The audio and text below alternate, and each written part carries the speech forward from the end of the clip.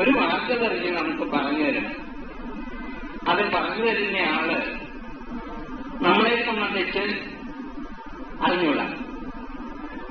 എന്താണ് നമ്മൾ ഇന്നോളം കേട്ടുവച്ചിരിക്കുന്ന സിദ്ധ്യാനങ്ങളും മായാജാലങ്ങളും അത്ഭുതവേലകളും കൊണ്ട് മഹാന്മാർ ഇങ്ങനെയൊക്കെയാണ് എന്ന് ധരിപ്പിക്കത്തക്ക വിധം നമ്മളെ കഥ കൊണ്ടും കാര്യങ്ങൾ കൊണ്ടും അങ്ങനെ കളിയാടി കളിച്ച് നമുക്ക് കഥയേത് കളിയേത് കാര്യമേത് ഇനി എന്തെങ്കിലും ഉണ്ടോ ഇല്ലേ, ഉണ്ടെങ്കിൽ അത് ഇനി ഞങ്ങൾ എന്ത് ചെയ്യണം, ഇങ്ങനെയുള്ള അറിവ് നമുക്ക് ലഭിച്ചിട്ടില്ല.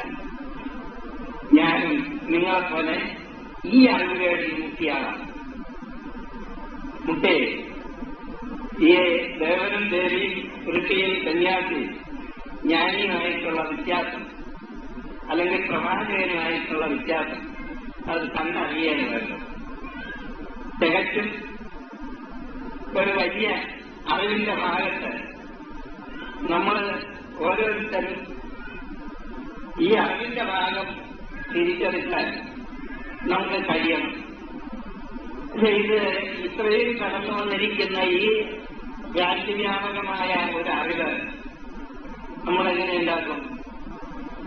ഇവിടെ വേദാന്ത സ്വഭാവത്തിൽ എത്തി നിന്നുകൊണ്ട് സർവകലാശാലയിൽ അതിനെ തുടർന്നുണ്ടായിരിക്കുന്ന ഏതെല്ലാം പിരിവുകളുണ്ടോ അതെല്ലാം തന്നെ നമ്മൾ പഠിക്കാനും ഇപ്പോൾ ഹാജരായിട്ടുണ്ട്. ചെയ്ത് നമ്മളുടെ ഇടയിൽ ഇരുന്നിട്ട് അത്